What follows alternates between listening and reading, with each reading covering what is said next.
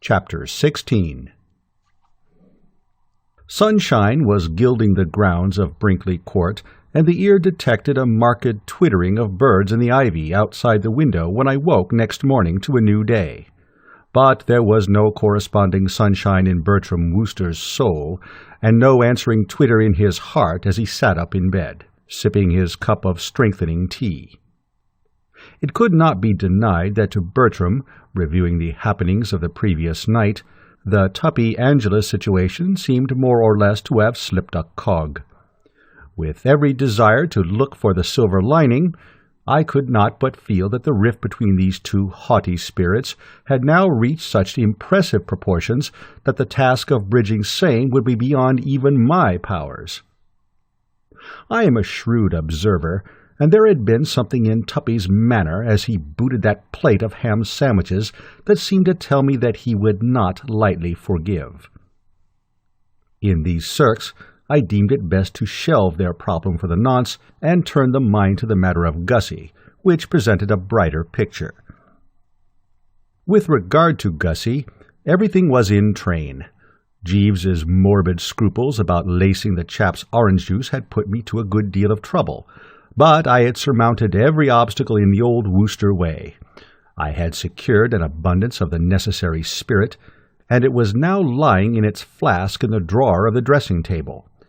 I had also ascertained that the jug, duly filled, would be standing on a shelf in the butler's pantry round about the hour of 1.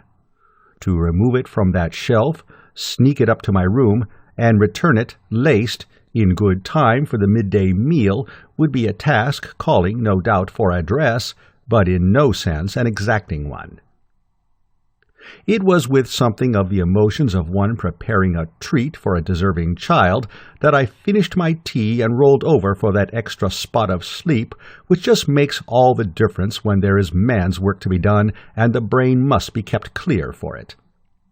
And when I came downstairs an hour or so later, I knew how right I had been to formulate this scheme for Gussie's bucking up. I ran into him on the lawn, and I could see at a glance that if ever there was a man who needed a snappy stimulant, it was he.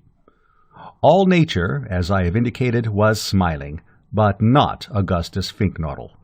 He was walking round in circles, muttering something about not proposing to detain us long, but on this auspicious occasion feeling compelled to say a few words. "Ah, Gussie," I said, arresting him as he was about to start another lap. "A lovely morning, is it not?" Even if I had not been aware of it already, I could have divined from the abruptness with which he damned the lovely morning that he was not in merry mood. I addressed myself to the task of bringing the roses back to his cheeks. "I've got good news for you, Gussie." He looked at me with a sudden sharp interest. "Has Market Snodsbury Grammar School burned down?" "Not that I'm aware of." "Have mumps broken out? Is the place closed on account of measles?" "No. "Then what do you mean you've got good news?" I endeavored to soothe. "You mustn't take it so hard, Gussie. Why worry about a laughably simple job like distributing prizes at a school?" "Laughably simple, eh? Do you realize I've been sweating for days and haven't been able to think of a thing to say yet, except that I won't detain them long?" "You bet I won't detain them long. I've been timing my speech, and it lasts 5 seconds. What the devil am I to say, Bertie? What do you say when you're distributing prizes?" I considered. Once at my private school, I had won a prize for scripture knowledge, so I suppose I ought to have been full of inside stuff, but memory eluded me. Then something emerged from the mists. "You say the race is not always to the swift." "Why?" "Well, it's a good gag. It generally gets a hand." "I mean, why isn't it? Why isn't the race to the swift?" "Ah, there you have me. But the nibs say it isn't." "But what does it mean?" "I take it it's supposed to console the chaps who haven't won prizes." "What's the good of that to me?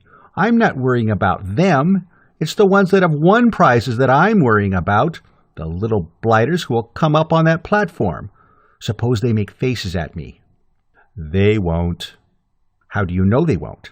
It's probably the first thing they'll think of. And even if they don't... Bertie, shall I tell you something? What? I've a good mind to take that tip of yours and have a drink. I smiled. He little knew about summed up what I was thinking. Oh, you'll be all right, I said. He became fevered again. How do you know I'll be all right? I'm sure to blow up in my lines. Tush! Or drop a prize. Tut! Or something. I can feel it in my bones. As sure as I'm standing here, something is going to happen this afternoon which will make everybody laugh themselves sick at me. I can hear them now, like hyenas. Bertie! Hello? Do you remember that kids' school we went to before Eton? Quite. It was there I won my scripture prize. Never mind about your scripture prize. I'm not talking about your scripture prize. Do you recollect the Bosher incident? I did indeed. It was one of the high spots of my youth. Major General Sir Wilshire Bosher came to distribute the prizes at that school, proceeded Gussie in a dull, toneless voice. He dropped a book. He stooped to pick it up, and as he stooped, his trousers split up the back. How we roared! Gussie's face twisted. We did, little swine that we were. Instead of remaining silent and exhibiting a decent sympathy for a gallant officer at a peculiarly embarrassing moment, we howled and yelled with mirth, I loudest of any. That is what will happen to me this afternoon, Bertie. It will be a judgment on me for laughing like that at Major General Sir Wilfrid Bosher. No, Gussie, old man, your trousers won't split. How do you know they won't? Better men than me have split their trousers. General Bosher was a DSO with a fine record of service on the northwestern front of India, and his trousers split. I shall be a mockery and a scorn. I know it. And you, fully cognizant of what I am in for, come babbling about good news. What news could possibly be good to me at this moment, except the information that bubonic plague had broken out among the scholars of Market Snodsbury Grammar School, and that they were all confined to their beds with spots? The moment had come for me to speak. I laid a hand gently on his shoulder. He brushed it off. I laid it on again. He brushed it off once more. I was endeavoring to lay it on for the third time when he moved aside and desired, with a certain petulance, to be informed if I thought I was a ruddy osteopath. I found his manner trying, but one has to make allowances. I was telling myself that I should be seeing a very different Gussie after lunch. When I said I had good news, old man, I meant about Madeleine Basset. The febrile gleam died out of his eyes, to be replaced by a look of infinite sadness. You can't have good news about her. I've dished myself there completely. Not at all. I am convinced that if you take another whack at her, all will be well. And keeping it snappy, I related what had passed between the Basset and myself on the previous night. So, all you have to do is play a return date, and you cannot fail to swing the voting. You are her dream man. He shook his head. No. What? No use. What do you mean? Not a bit of good trying. But I tell you, she said in so many words. It doesn't make any difference. She may have loved me once. Last night will have killed all that. Of course it won't. It will. She despises me now. Not a bit of it. She knows you simply got cold feet.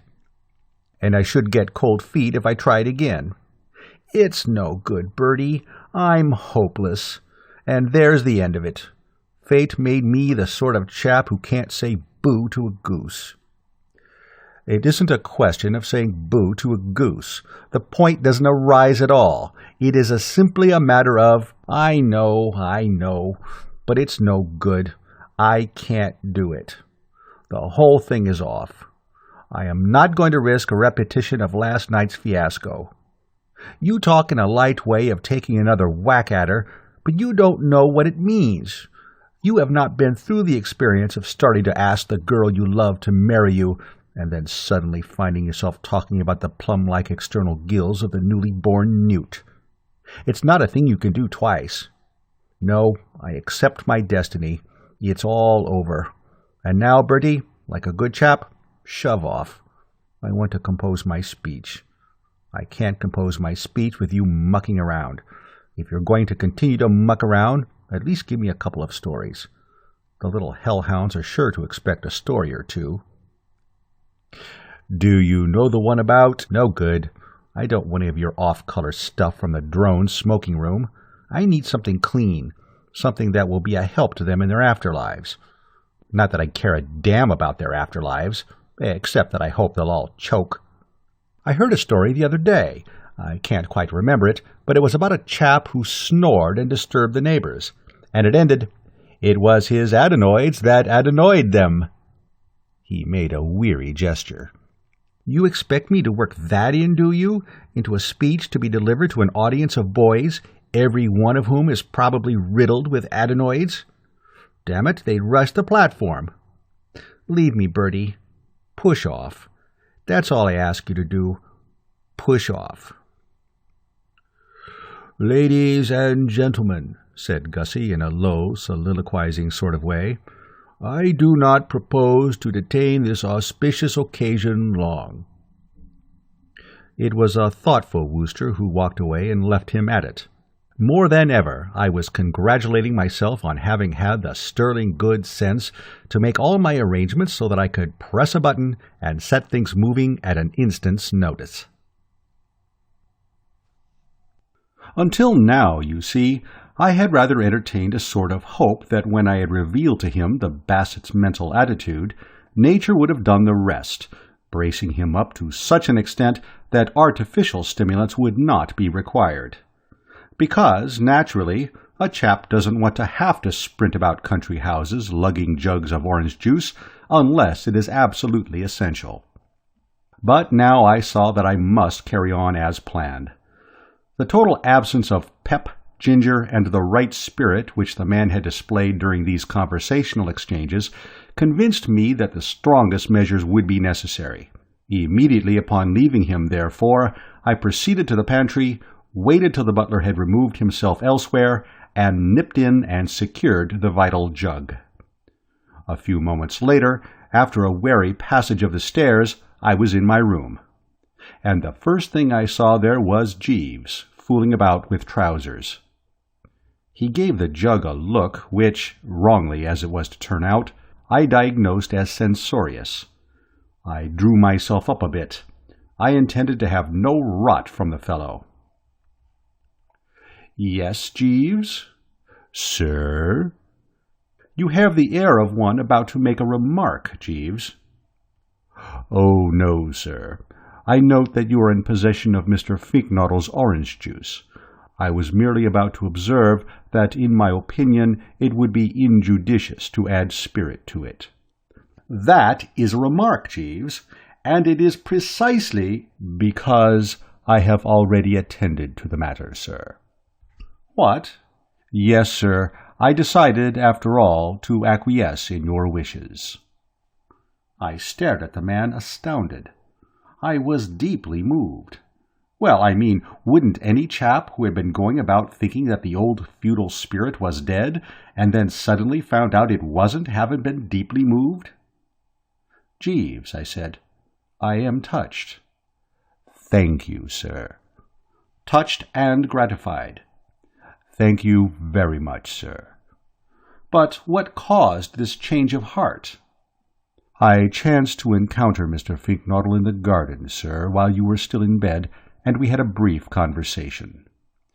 And you came away feeling that he needed a bracer? Very much so, sir. His attitude struck me as defeatist. I nodded. I felt the same. Defeatist sums it up to a nicety. Did you tell him his attitude struck you as defeatist? Yes, sir. But it didn't do any good? No, sir. Very well, then, Jeeves, we must act. How much gin did you put in the jug? A liberal tumblerful, sir. Would that be a normal dose for an adult defeatist, do you think? I fancy it should prove adequate, sir. I wonder. We must not spoil the ship for a ha'porth of tar. I think I'll add just another fluid ounce or so. I would not advocate it, sir, in the case of Lord Brancaster's parrot. You are falling into your old error, Jeeves, of thinking that Gussie is a parrot. Fight against this. I shall add the ounce. Very good, sir.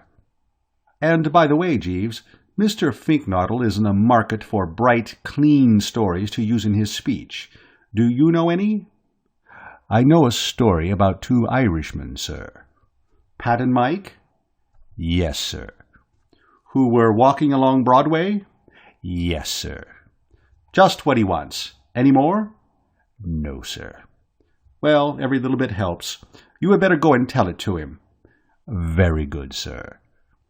He passed from the room, and I unscrewed the flask and tilted into the jug a generous modicum of its contents. And scarcely had I done so when there came to my ears the sound of footsteps without. I had only just time to shove the jug behind the photograph of Uncle Tom on the mantelpiece before the door opened and in came Gussie, curveting like a circus horse. "What ho, Bertie," he said. "What ho, what ho, what ho, and again what ho. What a beautiful world this is, Bertie. One of the nicest I ever met." I stared at him speechless. We Woosters are as quick as lightning, and I saw at once that something had happened. I mean to say, I told you about him walking around in circles. I recorded what passed between us on the lawn, and if I portrayed the scene with anything like adequate skill, the picture you will have retained of this Fink-Nottle would have been that of a nervous wreck, sagging at the knees, green about the gills, and picking feverishly at the lapels of his coat in an ecstasy of craven fear. In a word, defeatist. Gussie, during that interview, had, in fact, exhibited all the earmarks of one licked to a custard. Vastly different was the Gussie who stood before me now. Self-confidence seemed to ooze from the fellow's every pore. His face was flushed, there was a jovial light in his eyes, the lips were parted in a swashbuckling smile, and when, with a genial hand, he sloshed me on the back before I could sidestep, it was as if I had been kicked by a mule. "Well, Bertie," he proceeded, as blithely as a linnet without a thing on his mind, "you will be glad to hear that you were right. Your theory has been tested and proven correct. I feel like a fighting cock." My brain ceased to reel. I saw all. "Have you been having a drink?" "I have, as you advised. Unpleasant stuff, like medicine. Burns your throat, too, and makes one as thirsty as the dickens. How can anyone mop it up as you do, for pleasure beats me. Still, I would be the last to deny that it tunes up the system. I could bite a tiger." "What did you have?" "Whiskey. At least that was the label on the decanter, and I have no reason to suppose that a woman like your aunt, staunch, true blue British, would deliberately deceive the public. If she labels her decanters whiskey, then I consider that we know where we are." "A whiskey and soda, eh? You couldn't have done better." "Soda," said Gussie thoughtfully. "I knew there was something I had forgotten." "Didn't you put any soda in it?" "It never occurred to me. I just nipped into the dining room and drank out of the decanter." "How much?" "Oh, about 10 swallows, 12 maybe, or 14. Say 16 medium-sized gulps. Gosh, I'm thirsty." He moved over to the washstand and drank deeply out of the water bottle. I cast a covert glance at Uncle Tom's photograph behind his back. For the first time since it had come into my life, I was glad that it was so large. It hid its secret well. If Gussie had caught sight of that jug of orange juice, he would have unquestionably been onto it like a knife.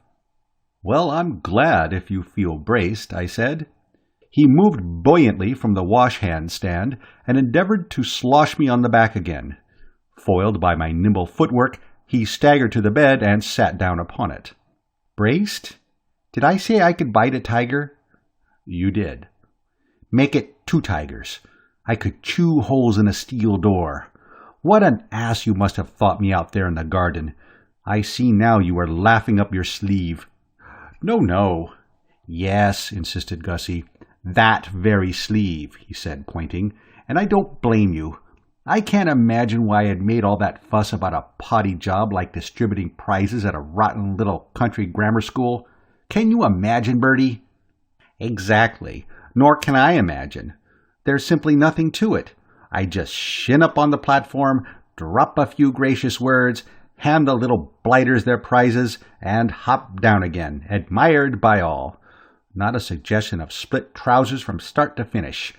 I mean, why should anybody split his trousers? I can't imagine. Can you imagine? No.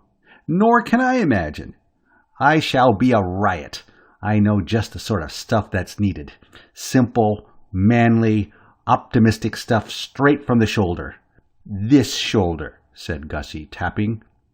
Why I was so nervous this morning, I can't imagine. For anything simpler than distributing a few footling books to a bunch of grimy-faced kids, I can't imagine. Still, for some reason I can't imagine, I was feeling a little nervous. But now I feel fine. Bertie, fine. And I say this to you as an old friend, because that's what you are, old man. When all the smoke is cleared away, an old friend. I don't think I ever met an older friend. How long have you been an old friend of mine, Bertie? Oh, years and years. Imagine. Though, of course, there must have been a time when you were a new friend. Hello, the luncheon gong. Come on, old friend. And rising from the bed like a performing flea, he made for the door. I followed rather pensively.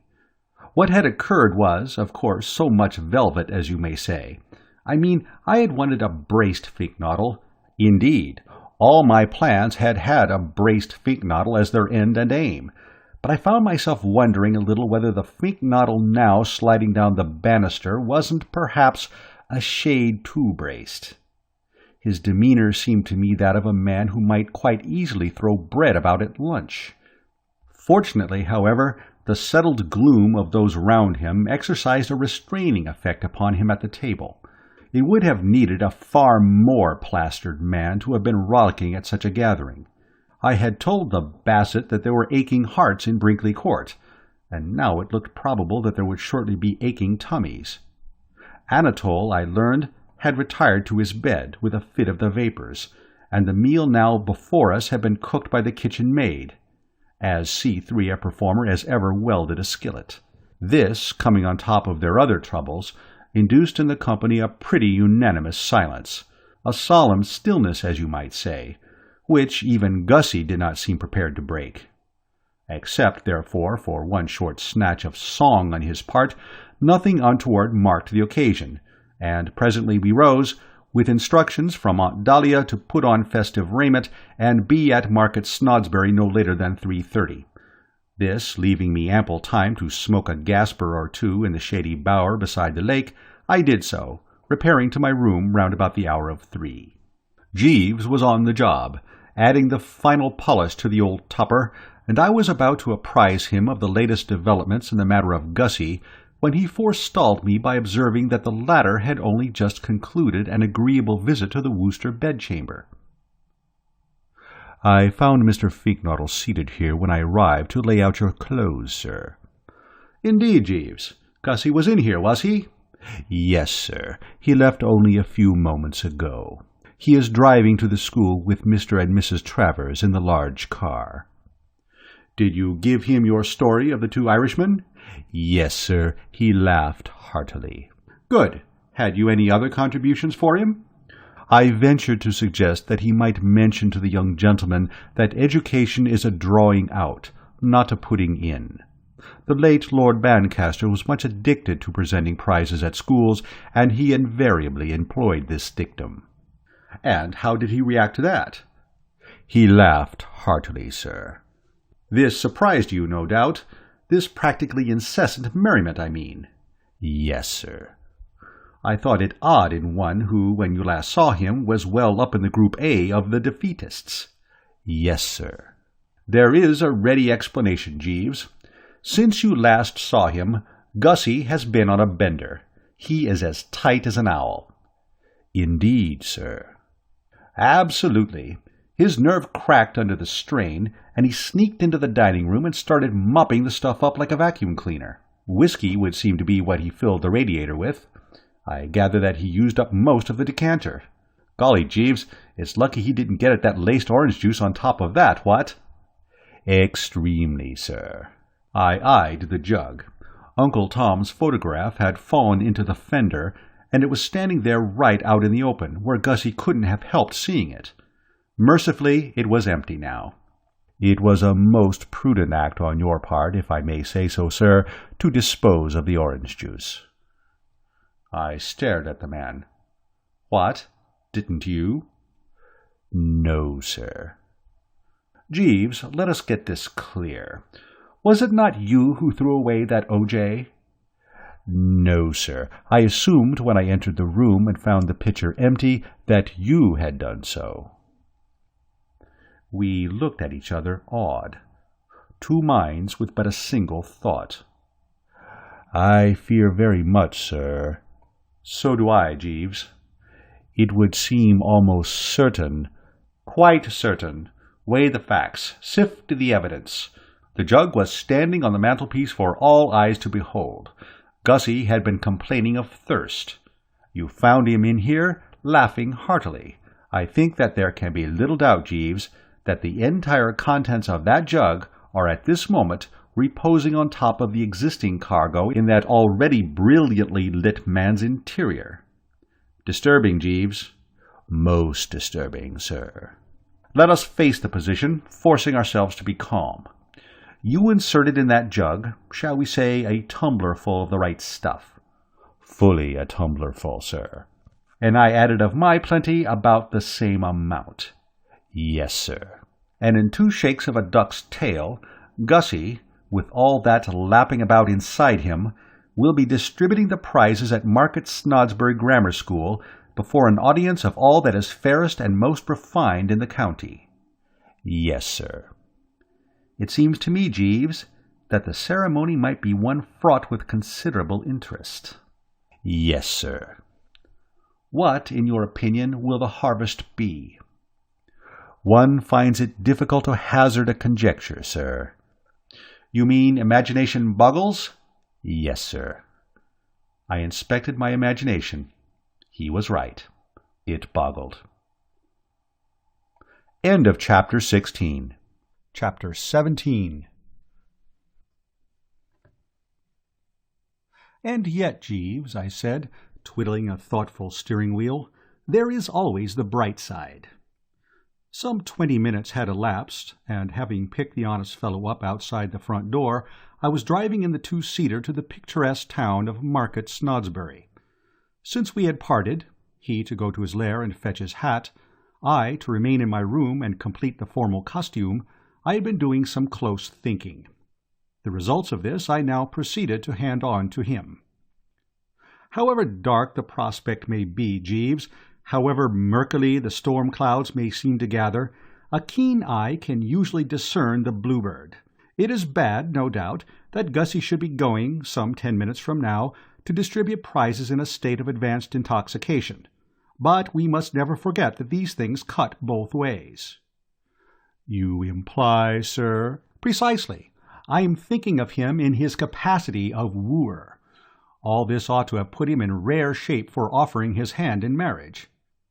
I shall be vastly surprised if it won't turn him into a sort of caveman. Have you ever seen James Cagney in the movies? Yes, sir. Something along those lines. I heard him cough, and sniped him with a sideways glance. He was wearing that informative look of his. Then you have not heard, sir? Eh? You are not aware that a marriage has been arranged and will shortly take place between Mr. Fink-Nottle and Miss Basset? What? Yes, sir. When did this happen? Shortly after Mr. Fink-Nottle left your room, sir. Ah, in the post-orange juice era. Yes, sir. But you are sure of your facts? How do you know? My informant was Mr. Fink-Nottle himself, sir. He appeared anxious to confide in me. His story was somewhat incoherent, but I had no difficulty in apprehending its substance. Prefacing his remarks with the statement that this was a beautiful world, he laughed heartily, and said that he had become formally engaged. No details? No, sir. But one can picture the scene. Yes, sir. I mean, imagination doesn't boggle. No, sir. And it didn't. I could see exactly what must have happened. Insert a liberal dose of mixed spirits in a normally abstemious man, and he becomes a force. He does not stand around, twiddling his fingers and stammering. He acts. I had no doubt that Gussie must have reached for the Basset and clasped her to him like a stevedore handling a sack of coals, and one could readily envisage the effect of that sort of thing on a girl of romantic mind. Well, well, well, Jeeves. Yes, sir. This is splendid news. Yes, sir. You see how right I was. Yes, sir. It must have been rather an eye-opener for you, watching me handle this case. Yes, sir. The simple, direct method never fails. No, sir. Whereas the elaborate does. Yes, sir. Right-ho, Jeeves. We had arrived at the main entrance of Market Snodsbury Grammar School. I parked the car and went in, well content. True, the Tuppy Angela problem still remained unsolved, and Aunt Dahlia's 500 quid seemed as far off as ever, but it was gratifying to feel that good old Gussie's troubles were over at any rate. The grammar school at Market Snodsbury had, I understood, been built somewhere in the year 1416, and as with so many of these ancient foundations, there still seemed to brood over its great hall, where the afternoon's festivities were to take place, not a little of the fug of the centuries.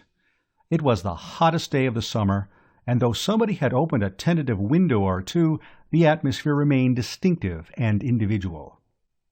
In this hall the youth of Market Snodsbury had been eating its daily lunch for a matter of 500 years, and the flavour lingered. The air was sort of heavy and languorous, if you know what I mean, with the scent of young England and boiled beef and carrots. Aunt Dahlia, who was sitting with a bevy of the local nibs in the second row, sighted me as I entered and waved to me to join her, but I was too smart for that. I wedged myself in among the standees at the back, leaning up against a chap who, from the aroma, might have been a corn chandler or something on that order. The essence of strategy on these occasions is to be as near the door as possible. The hall was gaily decorated with flags and coloured paper, and the eye was further refreshed by the spectacle of a mixed drove of boys, parents and what-not, the former running a good deal to shiny faces and Eton collars, the latter stressing the black satin note rather when female, and looking as if their coats were too tight if male. And presently there was some applause. Sporadic, Jeeves has since told me it was, and I saw Gussie being steered by a bearded bloke in a gown to a seat in the middle of the platform. And I confess that as I beheld him and felt that there but for the grace of God went Bertie Wooster, a shudder ran through the frame. It all reminded me so vividly of the time I had addressed that girls' school. Of course, looking at it dispassionately, you may say that for horror and peril there is no comparison between an almost human audience like the one before me and a mob of small girls with pigtails down their backs, and this, I concede, is true. Nevertheless, the spectacle was enough to make me feel like a fellow watching a pal going over Niagara Falls in a barrel, and the thought of what I had escaped caused everything for a moment to go black and swim before my eyes. When I was able to see clearly once more, I perceived that Gussie was now seated. He had his hands on his knees, with his elbows out at right angles, like a nigger minstrel of the old school about to ask Mr. Bones why a chicken crosses the road, and he was staring before him with a smile so fixed and pebble-beached that I should have thought that anybody could have guessed that there sat one in whom the old familiar juice was plashing up against the back of the front teeth. In fact, I saw Aunt Dahlia, who, having assisted at so many hunting dinners in her time, is second to none as a judge of the symptoms, give a start and gaze long and earnestly. And she was just saying something to Uncle Tom on her left when the bearded bloke stepped to the footlights and started making a speech. From the fact that he spoke as if he had a hot potato in his mouth without getting the raspberry from the lads in the ringside seats, I deduced that he must be the headmaster. With his arrival in the spotlight, a sort of perspiring resignation seemed to settle on the audience. Personally, I snuggled up against the chandler and let my attention wander. The speech was on the subject of the doings of the school during the past term, and this part of a prize-giving is always apt to fail to grip the visiting stranger. I mean, you know how it is. You're told that J.B. Brewster has won an exhibition for classics at Cat's Cambridge, and you feel that it's one of those stories where you can't see how funny it is unless you really know the fellow. And the same applies to G. Bullitt being awarded the Lady Jane Wick Scholarship at the Birmingham College of Veterinary Science. In fact, I and the corn chandler, who was looking a bit fagged, I thought, as if he had had a hard morning chandling the corn, were beginning to doze lightly when things suddenly brisked up, bringing Gussie into the picture for the first time. "Today," said the bearded bloke, "we are all happy to welcome as the guest of the afternoon Mr. Fitzwaddle." At the beginning of the address, Gussie had subsided into a sort of daydream, with his mouth hanging open. About halfway through, faint signs of life had begun to show. And for the last few minutes he had been trying to cross one leg over the other, and failing, and having another shot, and failing again. But only now did he exhibit any real animation. He sat up with a jerk. "Fink-Nottle," he said, opening his eyes. "Fitz-Nottle." "Fink-Nottle." "I should say Fink-Nottle." "Of course you should, you silly ass," said Gussie genially. "All right, get on with it." And closing his eyes, he began trying to cross his legs again. I could see that this little spot of friction had rattled the bearded bloke a bit. He stood for a moment fumbling at the fungus with a hesitating hand. But they make these headmasters of tough stuff. The weakness passed. He came back nicely and carried on. "We are all happy, I say, to welcome as the guest of the afternoon Mr. Fink-Nottle, who has kindly consented to award the prizes. This task, as you know, is one that should have been devolved upon that well-beloved and vigorous member of our Board of Governors, the Reverend William Plomer, and we are all, I am sure, very sorry that illness at the last moment should have prevented him from being here today. But if I may borrow a familiar metaphor from if I may employ a homely metaphor familiar to you all, what we lose on the swings we gain on the roundabouts." He paused and beamed rather freely, to show that this was comedy. I could have told the man it was no use. Not a ripple. The corn chandler leaned against me and muttered, "What did he say?" But that was all. It's always a nasty jar to wait for the laugh and find that the gag hasn't got across. The bearded bloke was visibly discomposed. At that, however, I think he would have got by had he not at this juncture unfortunately stirred Gussie up again. "In other words, though deprived of Mr. Plomer, we have with us this afternoon Mr. Fink-Nottle. I am sure that Mr. Fink-Nottle's name is one that needs no introduction to you. It is, I venture to assert, a name that is familiar to us all." "Not to you," said Gussie. And the next moment I saw what Jeeves had meant when he had described him as laughing heartily. Heartily was absolutely the mot juste. It sounded like a gas explosion. "You didn't seem to know it so dashed well, what?" said Gussie, and reminded apparently by the word what of the word waddle, he repeated the latter some 16 times with a rising inflection. "Waddle, waddle, waddle," he concluded. "Right-ho, push on." But the bearded bloke had shot his bolt. He stood there licked at last, and, watching him closely, I could see that he was now at the crossroads. I could spot what he was thinking as clearly as if he had confided it to my personal ear.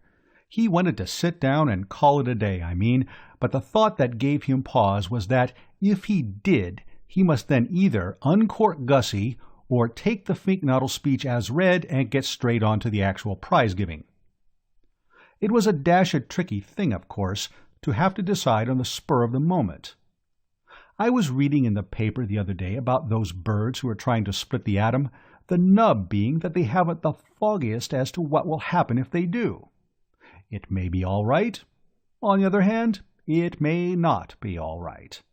And pretty silly a chap would feel, no doubt, if, having split the atom, he suddenly found the house going up in smoke and himself torn limb from limb. So with the bearded bloke. Whether he was abreast of the inside facts in Gussie's case, I don't know, but it was obvious to him by this time that he had run into something pretty hot. Trial gallops had shown that Gussie had his own way of doing things. Those interruptions had been enough to prove to the perspicacious that here, seated on the platform at the big binge of the season, was one who, if pushed forward to make a speech, might let himself go in a rather epic-making manner. On the other hand, chain him up and put a green baize cloth over him, and where were you? The proceeding would be over about a half an hour too soon. It was, as I say, a difficult problem to have to solve, and left to himself, I don't know what conclusion he would have come to. Personally, I think he would have played it safe. As it happened, however, the thing was taken out of his hands, for at this moment, Gussie, having stretched his arms and yawned a bit, switched on that Pebble Beach smile again and tacked down to the edge of the platform. "Speech," he said affably. He then stood with his thumbs in the armholes of his waistcoat, waiting for the applause to die down. It was some time before this happened, for he had got a very fine hand indeed. I suppose it wasn't often that the boys of Market Snodsbury Grammar School came across a man public-spirited enough to call their head-master a silly ass, and they were showing their appreciation in no uncertain manner. Gussie may have been 1 over the 8, but as far as the majority of those present were concerned, he was sitting on top of the world. "Boys," said Gussie, ladies and gentlemen and boys, I do not detain you long, but I suppose on this occasion to feel compelled to say a few auspicious words. Ladies and boys and gentlemen, we have all listened with interest to the remarks of our friend here who forgot to shave this morning. I don't know his name, but then he didn't know mine. Fitzwaddle. Absolutely absurd. Which squares things up a bit, and we are all sorry that the Reverend whatever he was called should be dying of adenoids. But after all, here today, gone tomorrow, and all flesh is as grass, and what not, and that wasn't what I wanted to say. What I wanted to say was this, and I say it confidently. Without fear of contradiction, I say in short, I am happy to be here on this auspicious occasion, and I take much pleasure in kindly awarding the prizes, consisting of the handsome books you see laid out on that table. As Shakespeare says, there are sermons in books, stones in the running brooks, or rather the other way about, and there you have it in a nutshell. It went well, and I wasn't surprised. I couldn't quite follow some of it, but anybody could see that it was real ripe stuff, and I was amazed that even the course of treatment he had been taking could have rendered so normally tongue-tied a dumb brick as Gussie capable of it. It just shows what any member of Parliament will tell you, that if you want real oratory, the preliminary noggin is essential. Unless pie-eyed, you cannot hope to grip. "Gentlemen," said Gussie, ladies and gentlemen, and of course boys, what a beautiful world this is. A beautiful world, full of happiness on every side. Let me tell you a little story. 2 Irishmen, Pat and Mike, were walking along Broadway, and one said to the other, "Begorra, the race is not always to the swift," and the other replied, "Faith and begob, education is a drawing out, not a putting in." I must say, it seemed to me the rottenest story I had ever heard, and I was surprised that Jeeves should have considered it worth while shoving into a speech. However, when I taxed him with this later, He said that Gussie had altered the plot a good deal, and I dare say that accounts for it.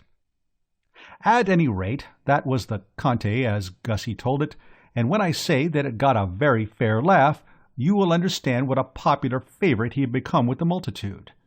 There might be a bearded bloke or so on the platform, and a small section in the second row who were wishing the speaker would conclude his remarks and resume his seat, but the audience as a whole was for him solidly.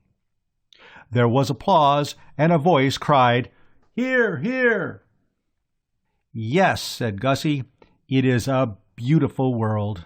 The sky is blue, the birds are singing, there is optimism everywhere. And why not, boys and ladies and gentlemen?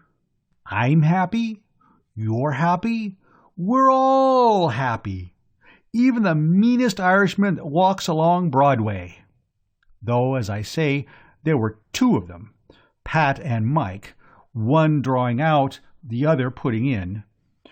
I should like you boys, taking the time from me, to give 3 cheers for this beautiful world. All together now." Presently the dust settled down and the plaster stopped falling from the ceiling, and he went on. "People who say it isn't a beautiful world don't know what they are talking about. Driving here in the car today toward the kind prizes, I was reluctantly compelled to tick off my host on this very point. Old Tom Travers. You will see him sitting there in the second row, next to the large lady in beige." He pointed helpfully, and the 100 or so Market Snodsburians who craned their necks at the direction indicated were able to observe Uncle Tom blushing prettily. I ticked him off properly, the poor fish. He expressed the opinion that the world was in a deplorable state. I said, "Don't talk rot, old Tom Travers." "I am not accustomed to talk rot," he said. Then for a beginner, I said, "You do it dashed well." And I think you will admit, boys and ladies and gentlemen, that was telling him. The audience seemed to agree with him.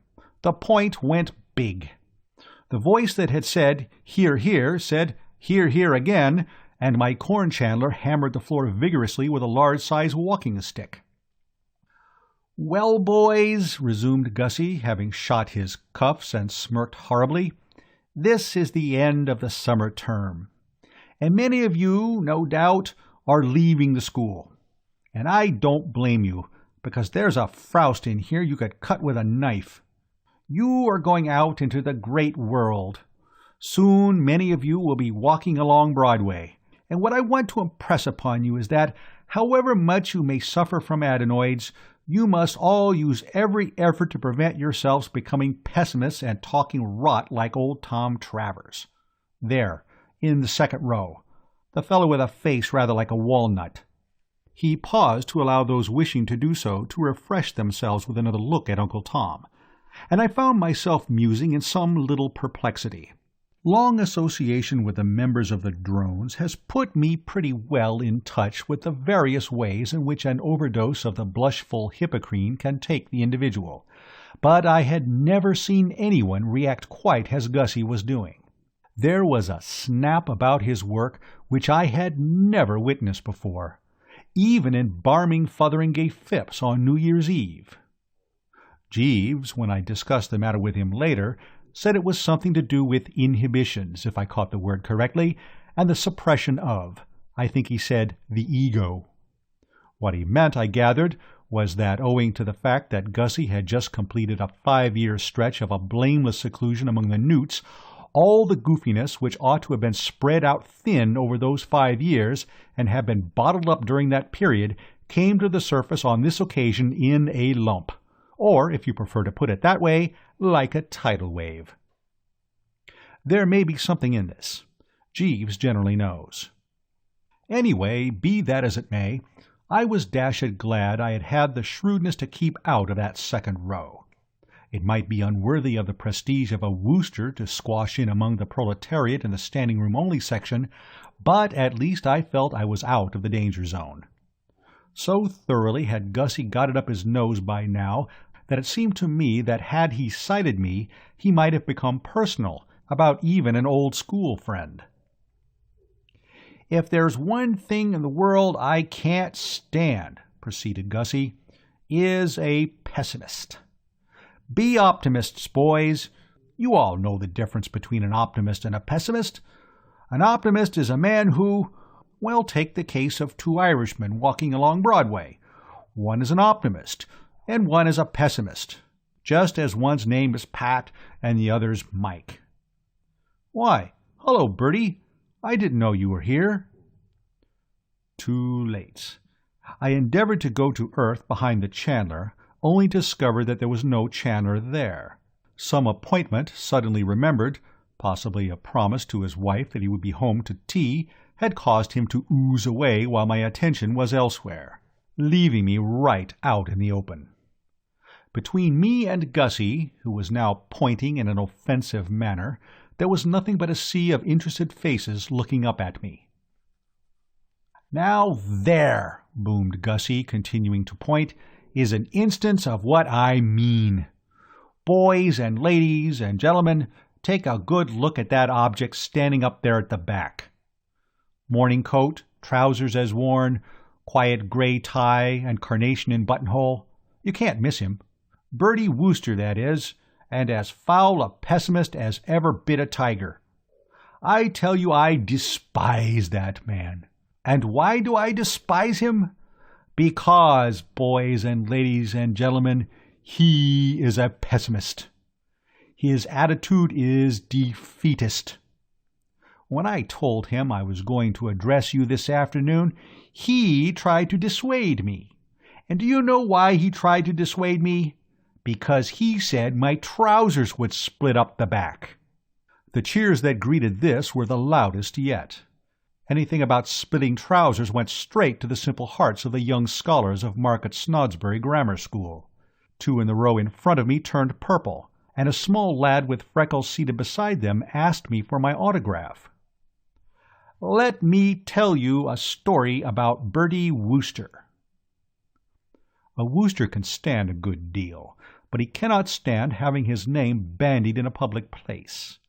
Picking my feet up softly, I was in the very process of executing a quiet sneak for the door when I perceived that the bearded bloke had at last decided to apply the closure. Why he hadn't done so before is beyond me. Spellbound, I take it, and of course when a chap is going like a breeze with the public, as Gussie had been, it's not so dashed easy to chip in. However, the prospect of hearing another of Gussie's anecdotes seemed to have done the trick. Rising rather as I had risen from my bench at the beginning of that painful scene with Tuppy in the twilight, he made a leap for the table, snatched up a book, and came bearing down on the speaker. He touched Gussie on the arm, and Gussie, turning sharply and seeing a large bloke with a beard apparently about to beam him with a book, sprang back in an attitude of self-defense.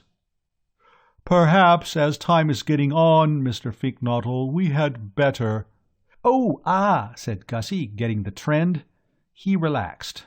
"The prizes, eh? Of course, yes, right-ho. Yes, might as well be shoving along with it. What's this one?" "Spelling and punctuation. P.K. Purvis," announced the bearded bloke. "Spelling and diction. P.K. Purvis," echoed Gussie, as if he were calling coals. "Forward, P.K. Purvis." Now that the whistle had been blown on his speech, it seemed to me that there was no longer any need for the strategic retreat which I had been planning. I had no wish to tear myself away unless I had to.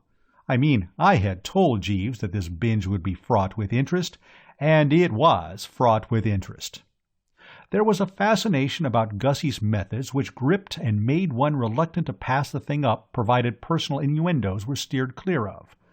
I decided, accordingly, to remain, and presently there was a musical squeaking, and P.K. Purvis climbed the platform. The spelling and dictation champ was about 3'6" in his squeaking shoes, with a pink face and sandy hair. Gussie patted his hair. He seemed to have taken an immediate fancy to the lad. "You P.K. Purvis?" "Sir, yes, sir." "It's a beautiful world, P.K. Purvis." "Sir, yes, sir." "Ah, you've noticed it, have you? Good. You married by any chance?" "Sir, no, sir." "Get married, P.K. Purvis," said Gussie earnestly. "It's the only life. Well, here's your book. Looks rather bilged to me from a glance at the title page, but such as it is, here you are." P.K. Purvis squeaked off amidst sporadic applause, but one could not fail to note that the sporadic was followed by a rather strained silence. It was evident that Gussie was striking something of a new note in Market Snodsbury scholastic circles. Looks were exchanged between parent and parent. The bearded bloke had the air of one who has drained the bitter cup. As for Aunt Dahlia, her demeanour now told only too clearly that her last doubts had been resolved and her verdict was in. I saw her whisper to the Basset, who sat on her right, and the Basset nodded sadly and looked like a fairy about to shed a tear and add another star to the Milky Way. Gussie, after the departure of P.K. Purvis, had fallen into a sort of daydream, and was standing with his mouth open and his hands in his pockets. Becoming abruptly aware that a fat kid in knickerbockers was at his elbow, he started violently. "Ho," he said, visibly shaken. "Who are you?" "This," said the bearded bloke, "is R.V. Smethurst." "What's he doing here?" asked Gussie suspiciously.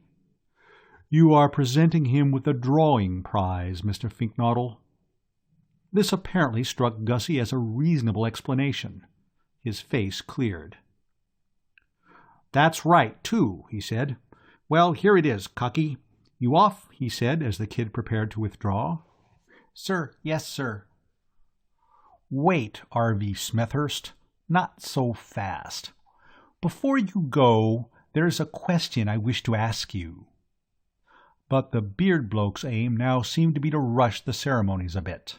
He hustled R.V. Smethurst off stage rather like a chucker out in a pub, regretfully ejecting an old and respected customer, and starting paging G.G. Simmons. A moment later the latter was up and coming, and conceive my emotion when it was announced that the subject on which he had clicked was Scripture knowledge. One of us, I mean to say. G.G. Simmons was an unpleasant, perky-looking stripling, mostly front teeth and spectacles, but I gave him a big hand. We Scripture knowledge sharks stick together. Gussie, I was sorry to see, didn't like him. There was in his manner, as he regarded G.G. Simmons, none of the chumminess which had marked it during his interview with P.K. Purvis, or, in a somewhat lesser degree, with R.V. Smethurst. He was cold and distant. "Well, G.G. Simmons." "Sir, yes, sir." "What do you mean, sir, yes, sir? Dashed silly thing to say. So you've won the Scripture knowledge prize, have you?" "Sir, yes, sir." "Yes," said Gussie. "You look just like the sort of little tick who would.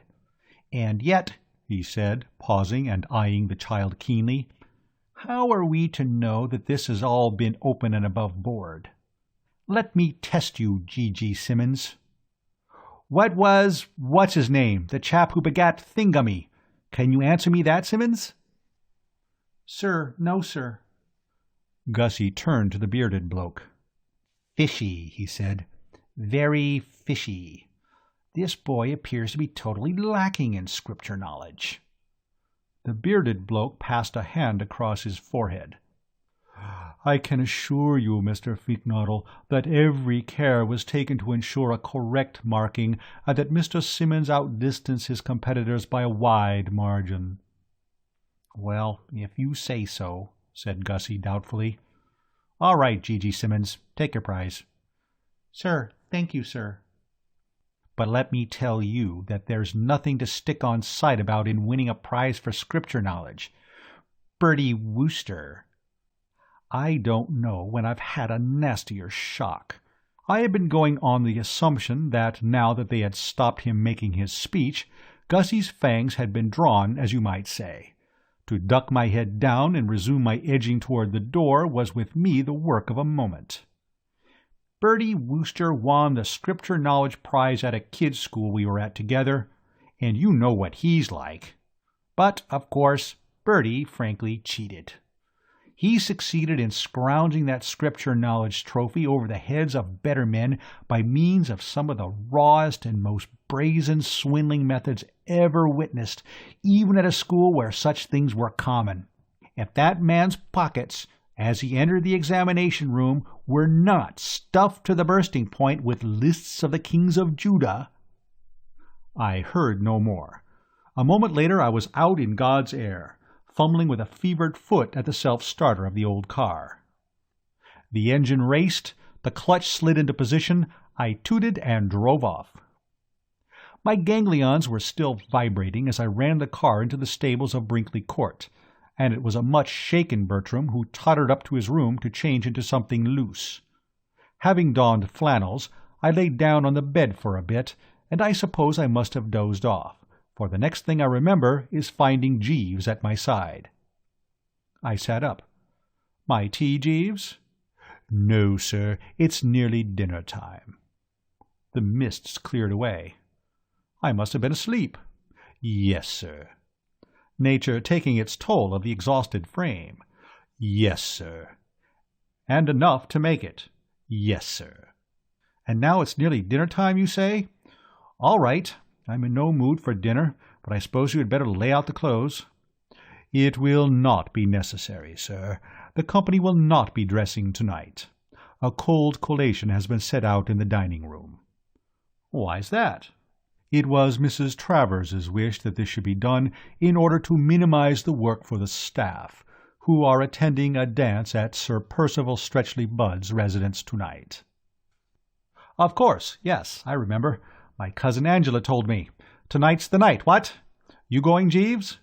"No, sir. I'm not very fond of this form of entertainment in the rural districts, sir." "I know what you mean. These country binges are all the same. A piano, one fiddle, and a floor like sandpaper. Is Anatole going?" "Angela hinted not." "Miss Angela was correct, sir. Monsieur Anatole is in bed." "Temperamental blighters, these Frenchmen." "Yes, sir." There was a pause. "Well, Jeeves," I said, "it was certainly one of those afternoons, what?" "Yes, sir." "I cannot recall one more packed with incident. And I left before the finish." "Yes, sir. I observed your departure." "You couldn't blame me for withdrawing." "No, sir. Mr. Fink-Nottle had undoubtedly become embarrassingly personal." "Was there much more of it after I went?" "No, sir. The proceedings terminated very shortly. Mr. Fink-Nottle's remarks with reference to Master G. Simmons brought about an early closure." "But he had finished his remarks about G. Simmons." "Only temporarily, sir. He resumed them immediately after your departure. If you recollect, sir, he had already proclaimed himself suspicious of Master Simmons's bona fides, and he now proceeded to deliver a violent verbal attack upon the young gentleman, asserting that it was impossible for him to have won the Scripture knowledge prize without systematic cheating on an impressive scale. He went so far as to suggest that Master Simmons was well known to the police." "Golly, Jeeves." "Yes, sir. The words did create a considerable sensation.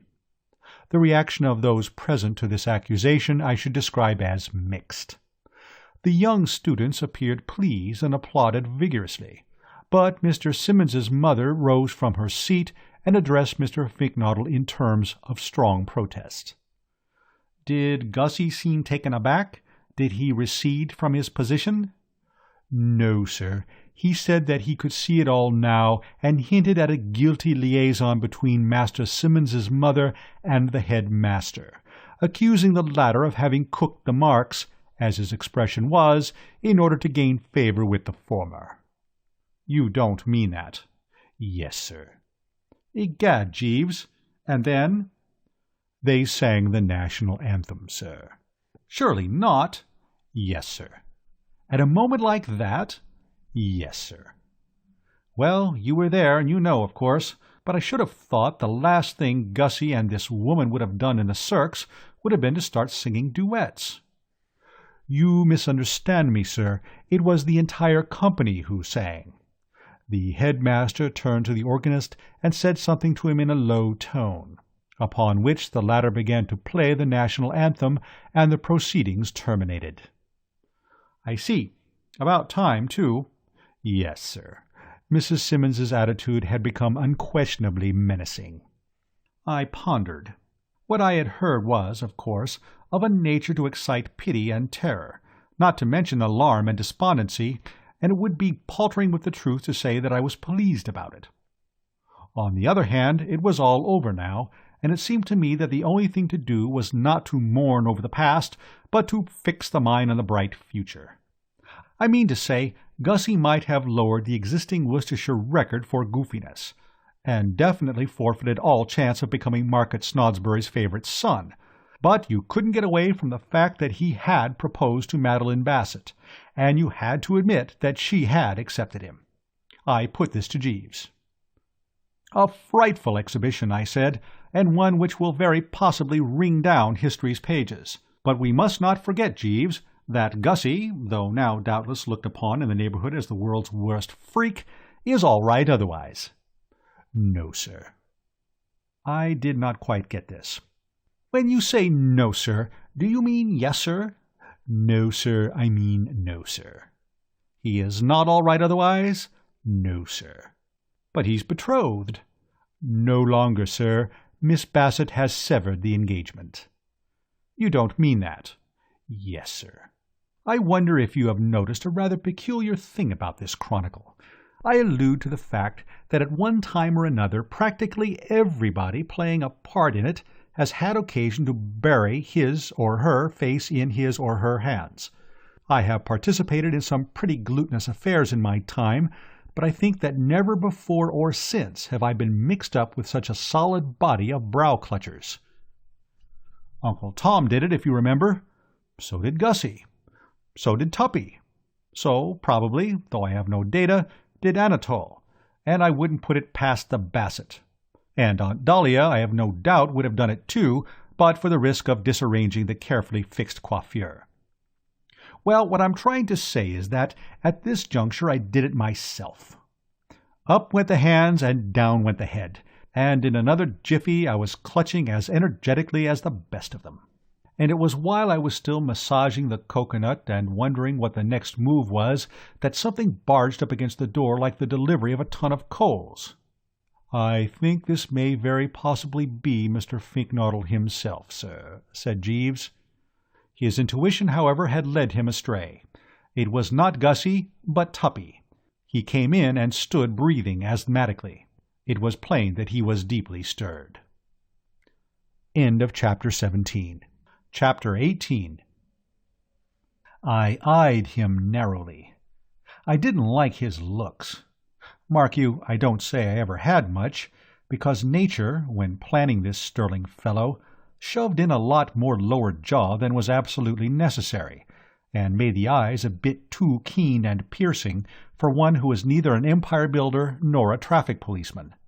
But on the present occasion, in addition to offending the aesthetic sense, this Glossop seemed to me to be wearing a distinct air of menace, and I found myself wishing that Jeeves wasn't always so dashed tactful. I mean, it's all very well to remove yourself like an eel sliding into mud when the employer has a visitor, but there are moments, and it looked to me as if this was going to be one of them, when the truer tact is to stick around and stand ready to lend a hand in the free-for-all. For Jeeves was no longer with us. I hadn't seen him go, and I hadn't heard him go, but he had gone. As far as the eye could reach, one noted nobody but Tuppy. And in Tuppy's demeanour, as I say, there was a certain something that tended to disquiet. He looked to me very much like a man who had come to reopen that matter of my tickling Angela's ankles. However, his opening remark told me that I had been alarming myself unduly. It was of a pacific nature, and came as a great relief. "Bertie," he said, "I owe you an apology. I have come to make it." My relief on hearing these words, containing as they did no reference of any sort to tickled ankles, was, as I say, great. But I don't think it was any greater than my surprise. Months had passed since that painful episode at the Drones, and until now he hadn't given a sign of remorse and contrition. Indeed, word had reached me through private sources that he frequently told the story at dinners and other gatherings, and when doing so, laughed his silly head off. I found it hard to understand, accordingly, what could have caused him to abase himself at this later date. Presumably he had been given the elbow by his better self. But why? Still, there it was. "My dear chap," I said, gentlemanly to the gills, "don't mention it." "What's the sense of saying don't mention it? I have mentioned it." "I mean, don't mention it any more. Don't give the matter another thought. We all of us forget ourselves sometimes and do things which in our calmer moments we regret. No doubt you were a bit tight at the time." "What the devil do you think you're talking about?" I didn't like his tone. Brusque. "Correct me if I am wrong," I said with a certain stiffness, "but I assumed that you were apologizing for your foul conduct in looping back the last ring that night in the Drones, causing me to plunge into the swimming bee in the full soup and fish." "Ass, not that at all." "Then what?" "This Basset business." "What Basset business?" "Bertie," said Tuppy, "when you told me last night that you were in love with Madeleine Basset, I gave you the impression that I believed you, but I didn't. The thing seemed too incredible. However, since then I have made inquiries, and the facts appear to square with your statement. I have now come to apologize for doubting you." "Made inquiries?" "I asked her if you had proposed to her, and she said yes, you had." "Tuppy, you didn't." "I did." "Have you no delicacy, no proper feeling?" "No." "Oh. Well, right-ho, of course, but I think you ought to have." "Delicacy be dashed! I wanted to be certain that it was not you who stole Angela from me. I now know it wasn't." So long as he knew that, I didn't so much mind him having no delicacy. "Ah," I said. "Well, that's fine. Hold that thought. I have found out who it was." "What?" He stood brooding for a moment. His eyes were smouldering with a dull fire. His jaw stuck out like the back of Jeeves's head. "Bertie," he said, "do you remember what I swore I would do to the chap who stole Angela from me?" "As near as I recall, you plan to pull him inside out." "And make him swallow himself. Correct. The program still holds good." "But, Tuppy, I keep assuring you as a competent eyewitness that nobody snitched Angela from you during that con trip." "No, but they did after she got back." "What?" "Don't keep saying what. You heard." "But she hasn't seen anybody since she got back." "Oh, no? How about that newt bloke?" "Gussie?" "Precisely. The serpent Fink-Nottle." This seemed to me absolute gibbering. "But Gussie loves the Basset." "You can't all love this blighted Basset. What astonishes me is that anybody can do it. He loves Angela, I tell you, and she loves him." "But Angela handed you your hat before Gussie ever got here." "No, she didn't. Couple of hours after." "He couldn't have fallen in love with her in a couple of hours." "Why not? I fell in love with her in a couple of minutes. I worshipped her immediately we met, the pop-eyed little excrescence." "But, dash it—" "Don't argue, Bertie. The facts are all docketed. She loves this newt-nuzzling blister." "Quite absurd, laddie, quite absurd." "Oh?" He ground a heel into the carpet, a thing I've often read about, but had never seen done before. "Then perhaps you will explain how it is that she happened to come to be engaged to him." You could have knocked me down with an F. "Engaged to him?" "She told me herself." "She was kidding you." "She was not kidding me. Shortly after the conclusion of this afternoon's binge at Market Snodsbury Grammar School he asked her to marry him, and she appears to have right-hoed without a murmur." "There must be some mistake." "There was. The snake Fink-Nottle made it, and by now I bet he realizes it. I've been chasing him since 5:30. chasing him all over the place. I want to pull his head off." "I see, quite. You haven't seen him by any chance?" "No." "Well, if you do, say good-bye to him quickly and put in your order for lilies. Oh, Jeeves!" "Sir?" I hadn't heard the door open, but the man was on the spot once more. My private belief, as I think I have mentioned before, is that Jeeves doesn't have to open doors. He's like one of those birds in India who bung their astral bodies about. The chaps, I mean, who, having gone into thin air in Bombay, reassemble the parts and appear 2 minutes later in Calcutta. Only some such theory will account for the fact that he's not there one moment and is there the next. He just seems to float from spot A to spot B like some form of gas. "Have you seen Mr. Fink-Nottle, Jeeves?" "No, sir." "I'm going to murder him." "Very good, sir." Tuppy withdrew, banging the door behind him, and I put Jeeves abreast. "Jeeves," I said, "do you know what? Mr. Fink-Nottle is engaged to my cousin Angela." "Indeed, sir." "Well, how about it? Do you grasp the psychology? Does it make sense? Only a few hours ago he was engaged to Miss Basset. Gentlemen who have been discarded by one young lady are often apt to attach themselves without delay to another, sir. It is what is known as a gesture." I began to grasp. "I see what you mean. Defiant stuff." "Yes, sir." "A sort of, 'Right-ho, please yourself, but if you don't want me, there are plenty who do.'" "Precisely, sir. My cousin George—" "Never mind about your cousin George, Jeeves." "Very good, sir." "Keep him for the long winter evenings, what?" "Just as you wish, sir." "And anyway, I bet your cousin George wasn't a shrinking, non-goose-booing jellyfish like Gussie. This is what astounds me, Jeeves. That is what astounds me, Jeeves, that it should be Gussie who has been putting in all this heavy gesture-making stuff.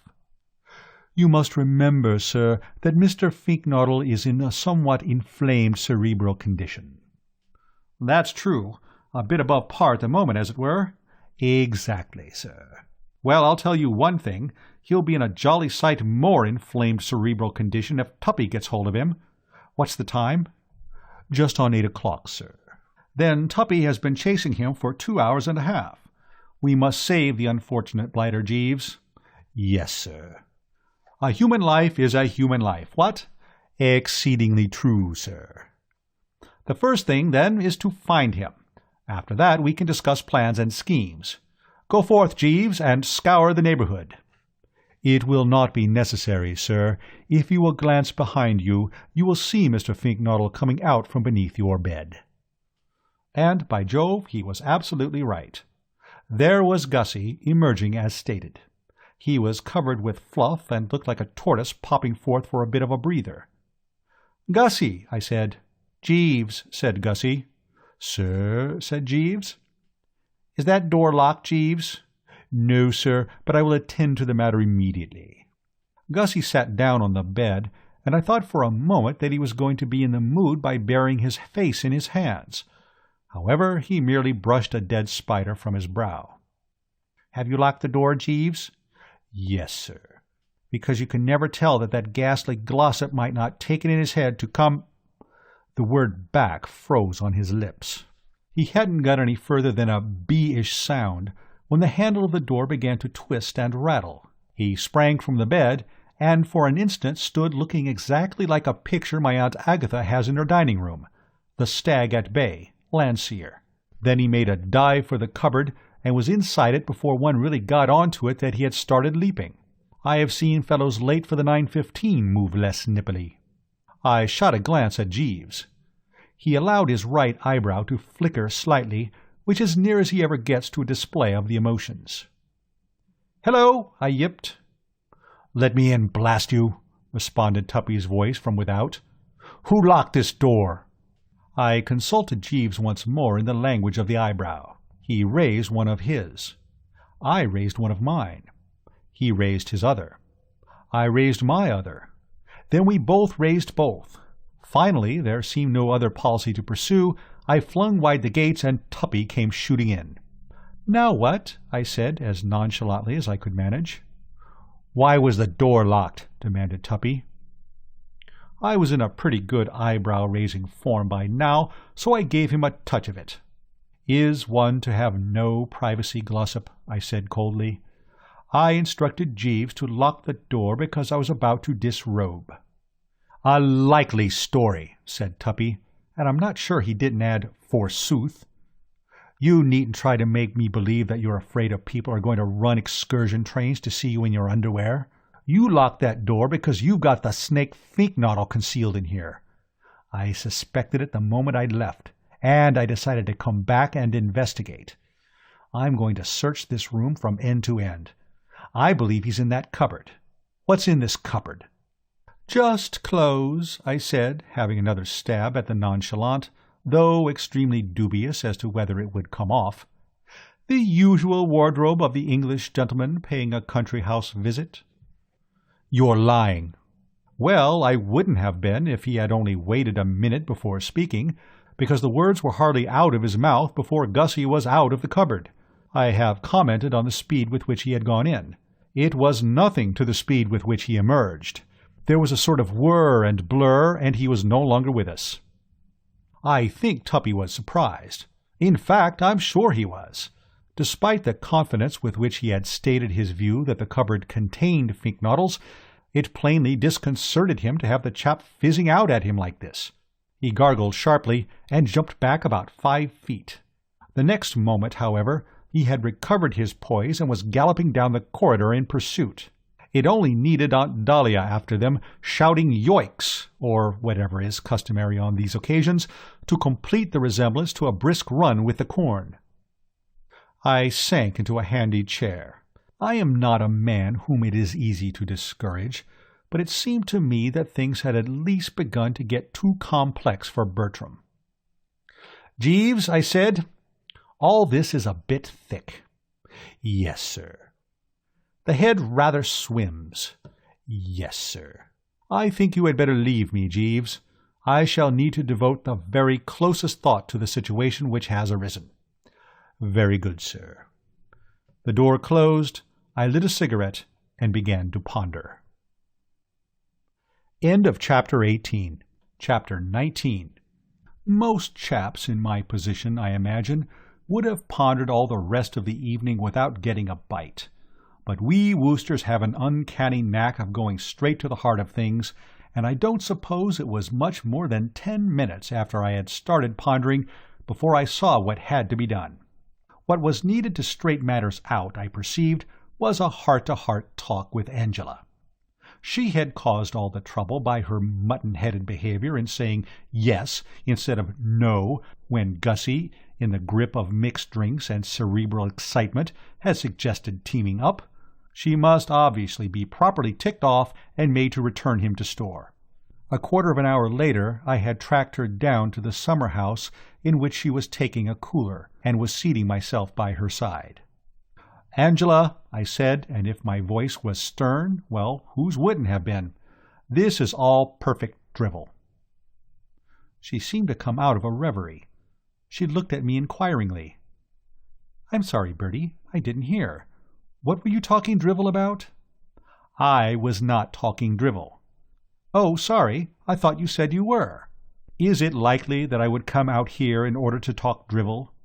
"Very likely." I thought it best to haul off and approach the matter from another angle. "I have just seen Tuppy." "Oh?" "And Gussie Fink-Nottle." "Oh, yes?" "It appears that you have gone and got engaged to the latter." "Quite right." "Well, that's what I meant when I said it was all perfect drivel. You can't possibly love a chap like Gussie." "Why not?" "You simply can't." "Well, I mean to say, of course, she couldn't. Nobody could love a freak like Gussie, except a similar freak like the Basset. The shot wasn't on the board. A splendid chap, of course, in many ways. Courteous, amiable, and just the fellow to tell you what to do till the doctor came if you had a sick newt on your hands, but quite obviously not of Mendelssohn's March timber. I have no doubt that you could have flung bricks by the hour in England's most densely populated districts without endangering the safety of a single girl capable of becoming Mrs. Augustus Fink-Nottle without an anesthetic. I put this to her, and she was forced to admit the justice of it. All right, then, perhaps I don't. Then what, I said keenly, did you want to go and get engaged to him for, you unreasonable young fathead? I thought it would be fun. Fun? And so it has been. I've had a lot of fun of it. You should have seen Tuppy's face when I told him. A sudden bright light shone upon me. Ha! A gesture. What? You got engaged to Gussie just to score off Tuppy. I did. Well, then, that's what I was saying. It was a gesture. Yes, I suppose you could call it that. And I'll tell you something else I'll call it, viz. A dashed low trick. I'm surprised at you, young Angela. I don't see why. I curled the lip about half an inch. Being female, you wouldn't. You gentler sexes are like that. You pull off the raw stuff without a pang. You pride yourselves on it. Look at Jael, the wife of Heber. Where did you ever hear of Jael, the wife of Heber? Possibly you are not aware that I once won a Scripture Knowledge Prize at school? Oh, yes, I remember Augustus mentioning it in his speech. Quite, I said a little hurriedly. I had no wish to be reminded of Augustus's speech. Well, as I say, look at Jael, the wife of Heber. Dug spikes into the guest's coconut while he was asleep, and then went swanking about the place like a girl guide. No wonder they say, "Oh, woman, woman." Who? The chaps who do. Whew, what a sex! But you aren't proposing to keep this up, of course. Keep what up? This rot of being engaged to Gussie. I certainly am. Just to make Tuppy look silly. Do you think he looks silly? I do. So he ought to. I began to get the idea that I wasn't making real headway. I remember when I won that Scripture Knowledge Prize having to go into the facts about Balaam's ass. I can't quite recall what they were, but I still retain a sort of general impression of something digging its feet in and putting its ears back and refusing to cooperate, and it seemed to me that this was what Angela was doing now. She and Balaam's ass were, so to speak, sisters under the skin. There's a word beginning with R. Something. Recall something. No, it's gone. But what I'm driving at is, that is what this Angela was showing herself. Silly young geezer, I said. She pinkened. I am not a silly young geezer. You are a silly young geezer, and what's more, you know it. I don't know anything of the kind. Here you are, wrecking Tuppy's life, wrecking Gussie's life, all for the sake of a cheap score. Well, it's no business of yours. I sat on this promptly. No business of mine when I see two lives I used to go to school with wrecked? Ha! Besides, you know you're potty about Tuppy. I'm not. Is that so? If I had a quid for every time I've seen you gaze at him with the love-light in your eyes— She gazed at me, but without the love-light. Oh, for goodness sake, go away and boil your head, Bertie. I drew myself up. That, I replied with dignity, is just what I'm going to go away and boil. At least, I shall now leave you. I have had my say. Good. But permit me to add— I won't. Very good, I said coldly. In that case, tinkerty-tonk. And I meant it to sting. Moody and discouraged were about the two adjectives you would have selected to describe me as I left the summer-house. It would be idle to deny that I expected better results from this little chat. I was surprised at Angela. Odd how you never realize that every girl is at heart a vicious specimen until something goes wrong with her love affair. This cousin and I had been meeting freely since the days when I wore sailor suits, and she hadn't any front teeth, yet only now was I beginning to get on to her hidden depths.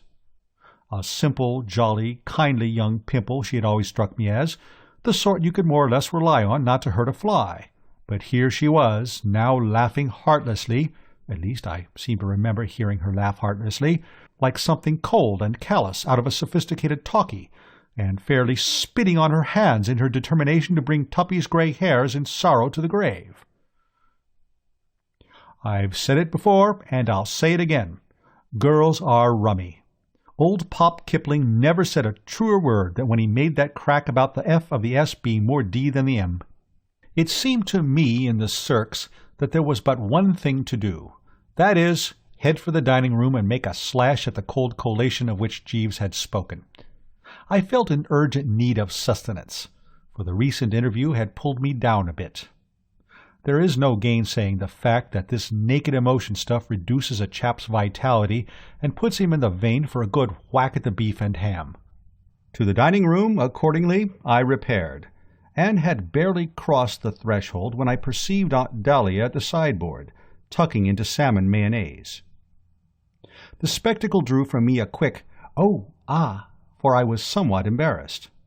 The last time this relative and I enjoyed a tete-a-tete, it will be remembered, she had sketched out plans for drowning me in the kitchen garden pond, and I was not quite sure what my present standing with her was. I was relieved to find her in a genial mood. Nothing could have exceeded the cordiality with which she waved her fork. "Hallo, Bertie, you old ass," was her very matey greeting. "I thought I shouldn't find you far away from the food. Try some of this salmon. Excellent." "Anatole's?" I queried. "No, he's still in bed, but the kitchen maid has struck an inspired streak. It suddenly seems to have come home to her that she isn't catering for a covey of buzzards in the Sahara Desert, and she has put out something quite fit for human consumption. There's good in the girl after all, and I hope she enjoys herself at the dance." I ladled out a portion of salmon, and we fell into pleasant conversation, chatting of this servant's ball at the Stretchley Buds, and speculating, idly I recall, as to what Seppings the butler would look like doing the rumba. It was not till I had cleaned up the first platter and was embarking on a second when the subject of Gussie came up. Considering what had passed at Market Snodsbury that afternoon, it was one which I had been expecting her to touch on earlier. When she did touch on it, I could see that she had not yet been informed of Angela's engagement. "I say, Bertie," she said, meditatively chewing fruit salad, "this spink bottle—" "Nottle." "Bottle," insisted the aunt firmly. "After that exhibition of his this afternoon, bottle and nothing but bottle is how I shall always think of him. However, what I was going to say was that, if you see him, I wish you would tell him that he has made an old woman very, very happy. Except for the time when the curate tripped over a loose shoelace and fell down the pulpit steps, I don't think I have ever had a more wonderful moment than when good old Bottle suddenly started ticking Tom off from the platform. In fact, I thought his whole performance in the most perfect taste." I could not but demur. Those references to myself, those were what I liked next best. I thought they were fine. "Is it true that you cheated when you won that Scripture Knowledge Prize?" "Certainly not. My victory was the outcome of the most strenuous and unremitting efforts." "And how about this pessimism we hear of? Are you a pessimist, Bertie?" I could have told her that what was occurring in this house was rapidly making me one, but I said no, I wasn't. "That's right. Never be a pessimist. Everything is for the best in this best of all possible worlds. It's a long lane that has no turning. It's always darkest before the dawn. Have patience and all will come right. The sun will shine, although the day's a gray one. Try some of this salad." I followed her advice, but even as I plied the spoon my thoughts were elsewhere. I was perplexed. It may have been the fact that I had recently been hobnobbing with so many bowed-down hearts that made this cheeriness of hers so bizarre, but bizarre was certainly what I found it. "I thought you might have been a trifle peeved," I said. "Peeved?" "By Gussie's manoeuvres on the platform this afternoon. I confess that I had rather expected the tapping foot and the drawn brow." "Nonsense! What was there to be peeved about? I took the whole thing as a great compliment, proud to feel that any drink from my cellars could have produced such a majestic jag. It restores one's faith in post-war whiskey. Besides, I couldn't be peeved at anything tonight. I am like a little child clapping its hands and dancing in the sunshine. For though it has been some time getting a move on, Bertie, the sun has at last broken through the clouds. Ring out those joy bells. Anatole has withdrawn his notice." "What? Oh, very hearty congratulations." "Thanks. Yes, I worked on him like a beaver after I got back this afternoon, and finally, vowing he would ne'er consent, he consented. He stays on, praises be, and the way I look at it now is that God's in his heaven and all's right with—" She broke off. The door had opened, and we were plus a butler. "Hullo, Seppings," said Aunt Dahlia. "I thought you had gone." "Not yet, madam." "Well, I hope you will all have a good time." "Thank you, madam." "Was there something you wanted to see me about?" "Yes, madam. It is with reference to Monsieur Anatole. Is it by your wish, madam, that Mr. Fink-Nottle is making faces at Monsieur Anatole through the skylight of his bedroom?" End of Chapter 19.